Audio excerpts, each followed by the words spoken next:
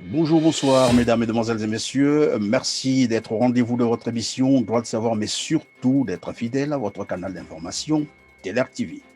Le Congo-Brazzaville, comme vous le savez, vit une crise économique et financière, on dirait, la plus sévère de son histoire. Les institutions financières internationales semblent lui avoir tourné le dos. Mais comment le Congo-Brazzaville, ce petit pays d'Afrique centrale, avec à peine 5 millions d'habitants, troisième producteur du pétrole en Afrique subsaharienne, sans compter le bois, les minerais, mais aussi ses terres arables, en est arrivé à ce marasme économique, mais surtout, quelles alternatives en attendant le rétablissement des équilibres macroéconomiques. Pour en parler, j'ai avec moi sur ce plateau Marc Alain Manteau, consultant business développement, enseignant en management des organisations. Il est aussi acteur politique. Bonjour Marc Alain.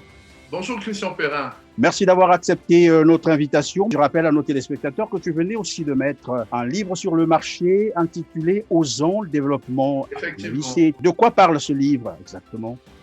Osons le développement s'inscrit dans une démarche panafricaine parce que c'est un essai que j'ai rédigé pour inviter nos amis africains de partout, de la diaspora, de l'Afrique, à pouvoir être sensibles aux questions qui minent le continent. Le Congo-Brazzaville est frappé d'une crise économique et financière, mais vraiment sévère. Et j'ai d'ailleurs rappelé que même les institutions financières internationales semblent lui tourner le dos.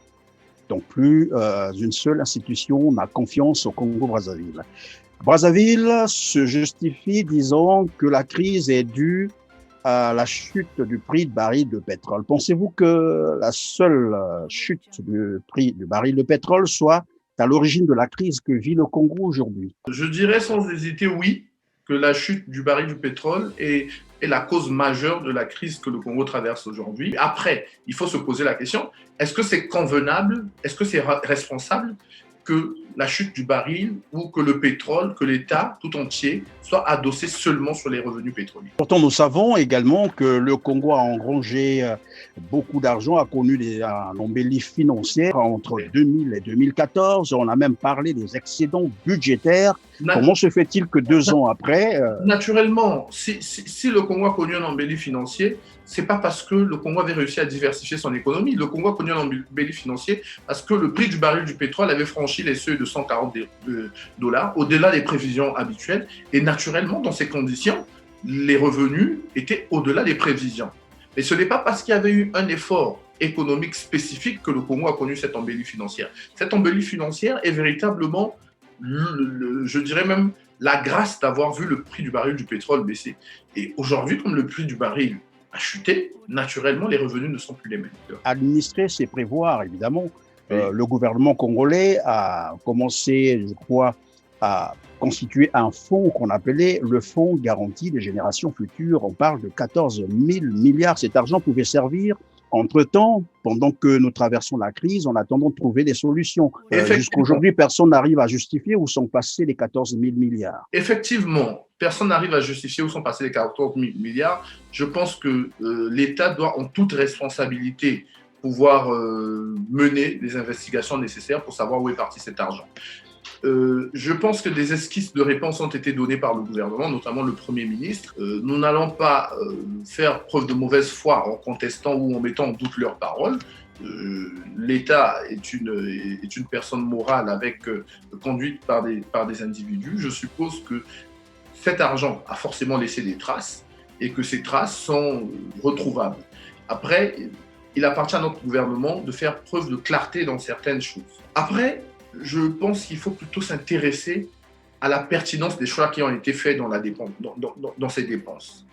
Si les choix qui ont été faits dans ces dépenses étaient pertinents ou sont pertinents, nous devons pouvoir voir les retombées aujourd'hui sur notre structure économique. Mais je peux vous dire déjà que depuis 2019, le Congo connaît c'est vrai, une sorte d'embellie. Mais je peux vous dire que la croissance ne dépasse pas 1,9%. Donc ça veut dire que cette faible croissance est un témoignage véritable de la difficulté économique à laquelle notre pays est confronté. La question qui revient, tout à l'heure vous avez dit, c'est la chute du baril qui en fait est en grande partie responsable de la crise que nous vivons. Mais nous savons... C'est vrai que c'est la chute du baril, mais on ne peut pas se contenter de cette réponse parce que c'est irresponsable de se contenter de dire que c'est la chute du baril. Pourquoi n'avons-nous pas planifié ou prévu des issues de substitution à la dépendance pétrole? C'est là la vraie question. Évidemment, la question aussi qui s'impose, c'est de savoir qu'a-t-on fait avec tout cet argent du pétrole lorsqu'on sait que la plupart des infrastructures construites l'ont été faites avec des prêts chinois. Ce n'est plus un secret. À quoi servait l'argent? Je n'ai pas les documents nécessaires pour affirmer que ça a été fait par des prêts chinois, mais je dirais plutôt que quand on dirige un État, on fait des choix. On a un programme, on fait des choix. L'État congolais a mis en place un plan national de développement, et ce plan national de développement est comme une ligne directrice de l'action que ce gouvernement veut mener pour développer le pays ou pour déployer sa politique. Après, il nous appartient d'apprécier la pertinence de ce plan national de développement. Est-ce que les choix qui ont été faits ont été pertinents?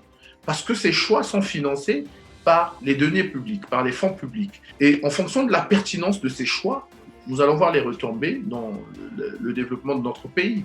Aujourd'hui, on peut dire que nous avons fait telle action, telle action, telle action. Ce n'est pas le nombre d'actions qui compte, mais c'est plutôt la pertinence de ces actions, parce que la pertinence de ces actions se répercutera directement sur la structure économique de notre pays. Et c'est la question que je me posais lorsque tu parles des choix certainement qui ont été mal faits, ou des priorités qui ont été un peu dirigées ailleurs. Oui. Mais ces priorités-là, on a utilisé quel argent? En fait, il faut qu'on réponde quand même à cette question. Aujourd'hui, on nous dit que la Chine est le plus grand pourvoyeur, en fait. Oui. Et le Congo, dans sa dette, la plus grande dette, c'est auprès de la Chine. Je vais vous dire une chose. Je pense qu'il y a une certaine opacité dans certains contrats que l'État a engagés. Après, c'est peut-être pas assez culturel chez nous de pouvoir faire preuve de transparence ou de mettre à la disposition des compatriotes toutes les informations sur les engagements de l'État. Les contrats chinois, je suppose qu'il y en a plusieurs, parce qu'il n'y a pas que la construction dans laquelle la Chine évolue chez nous. Les contrats chinois ont certainement été développés avec des charges qui sont connus par ces dirigeants, certainement, parce qu'ils ont engagé l'État dans ces contrats. Mais nous n'avons pas forcément connaissance. Et le problème ne se situe plus au niveau des Chinois. Le problème, c'est que les Chinois, en tant que fournisseurs, exécutent la commande qui leur a été faite. Alors, il faut se poser des questions sur la commande faite. Quelle était la pertinence ou l'intérêt de la commande qui a été faite, ou des commandes qui ont été faites? Nous nous retrouvons avec une dette qualifiée d'ailleurs d'insoutenable, une très lourde dette. J'ai posé tout à l'heure la question de savoir où est donc passé l'argent du pétrole, mais aussi on peut se poser la question de l'argent du bois. Nous avons d'autres structures économiques qui génèrent de l'argent. Tout cet argent est passé où pour une population de 5 millions d'habitants? Le secteur hors pétrole ne représente que 5,5% du PIB au Congo. Et les 5% du PIB au Congo représentent combien en termes de chiffres? Bon, après, les chiffres ne sont pas fixes chaque année. Les chiffres ne sont pas fixes chaque année. Il faut regarder le PIB et puis se dire que représente 5% sur les chiffres. Les chiffres ne sont pas fixes. Mais de mémoire, jusqu'à l'année passée, le secteur hors pétrole représentait 5,5%. Que dites-vous de ceux qui pensent que la crise actuelle est due à la malgouvernance? Oui, la malgouvernance, certes, mais c'est directement lié. La malgouvernance fait à ce que le Congo reste dans une situation où il dépend à plus de 70% du pétrole. Est-ce qu'on a quelques chiffres sur l'argent engrangé par le Congo depuis 2000, dans l'année 2000, de 2000 à 2014? Je vous ai parlé tout à l'heure de l'opacité dans l'accès à certaines informations. Après, je pense que oui, nous avons la Banque mondiale, par exemple, le FMI. Ce sont des organismes internationaux qui communiquent suffisamment sur les données pays. On peut regarder et puis voir les différentes courbes financières sur ce que le Congo a pu brasser. C'est ce qui justifierait aujourd'hui que ces institutions financières ne fassent plus confiance au Congo. Le manque de transparence, bien entendu. Oui, il y a le manque de transparence, effectivement. Vous avez suivi que récemment, avec le FMI, le Congo avait caché une partie de sa dette et qu'après, le FMI est venu découvrir des nouveaux créanciers. Donc, il y a tout ça. La confiance, en matière financière, la confiance se gagne en fonction de la responsabilité dont fait preuve le demandeur de crédit. Et aujourd'hui, si le Congo est un pays responsable dans sa méthode, dans sa démarche, je pense que les institutions n'auront aucune difficulté à nous accompagner. Et pourquoi donc le Congo cacherait-il ses dettes ou ses dossiers alors qu'il a besoin d'aide? Je ne veux pas rentrer dans un procès d'intention, mais certainement ceux qui l'ont fait le savent. Oui, mais le vrai problème, en fait, on revient donc sur un autre aspect qui gangrène l'économie congolaise.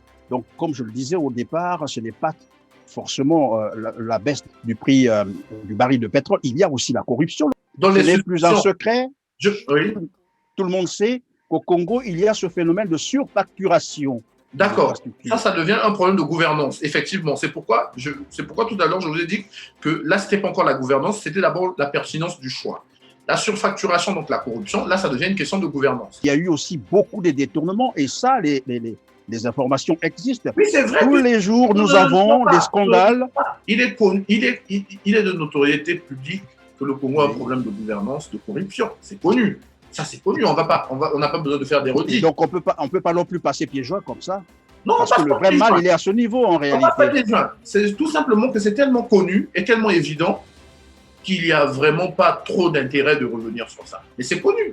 C'est connu. Mais je pensais que le plus grand intérêt portait sur cela parce qu'il y a quand même des grosses sommes qui ont été détournées. Oui. Vous imaginez, aujourd'hui, il y a des ministres qui détiennent dans leur compte privé près de 5 000 milliards de francs CFA. Et ça a été démontré, les éléments existent.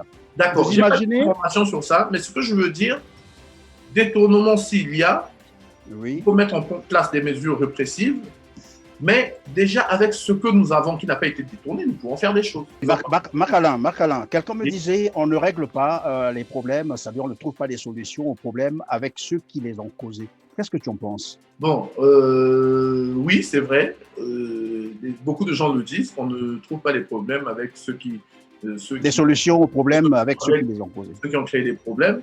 Mais moi, je pense qu'à ce moment, il appartient à notre peuple de prendre ses responsabilités. Il faut que le peuple décide ou choisisse ce qu'il pense être le mieux pour lui. En ce moment, nous sommes en train de développer un projet de société qui s'appelle Nouveaux Horizons. Projet de société parce que vous êtes parce que nous voulons faire une offre politique aux Congolais. Parce que nous voulons intéresser nos compatriotes. Je vous ai entendu dire, si vous étiez donné la possibilité de diriger le Congo, oui. C'est quoi l'idée derrière? Si on peut être explicite, vous êtes en phase d'être... Vous êtes en phase d'être candidat à la présidentielle ou bien il y a une alternative pour arriver au pouvoir au Congo? Si nous créons un parti politique, ça veut dire que nous allons livrer des batailles politiques. Et parmi ces batailles politiques, forcément, il y a la conquête du pouvoir. Dans quelle période comme ça? Immédiate Je ne sais pas. C'est une question que je pose, je veux savoir. Vous entendez par une période immédiate, mais je veux vous dire le plus sincèrement, en ce moment, nous n'avons pas pris de décision. En ce moment, je ne suis pas candidat à l'élection présidentielle de mars 2021, mais il n'est pas exclu qu'en fonction des réflexions que nous sommes en train de mener et des réponses que nous allons donner aux sollicitations que nous avons par certains compatriotes, parce qu'aujourd'hui, nous développons beaucoup des activités dans des TikTok, c'est-à-dire que nous discutons sur certaines problématiques congolaises avec des compatriotes, parfois ou souvent même apolitiques, mais qui ont un intérêt particulier de mettre à profit leurs aptitudes, leurs compétences pour le développement du pays. Et donc, toutes ces questions, quand nous les abordons, nous travaillons, nous avons parfois des sollicitations. Et nous en avons d'ailleurs beaucoup. Et la sollicitation de déposer votre candidature, d'être candidat à la présidence. La sollicitation de mener un nouveau projet pour le groupe. Et comme quoi, ce n'est pas exclu que vous soyez aussi candidat à l'élection prochaine. Ce n'est pas exclu. C'est-à-dire, on crée un parti, à l'instant même, on se positionne. Je vous répète.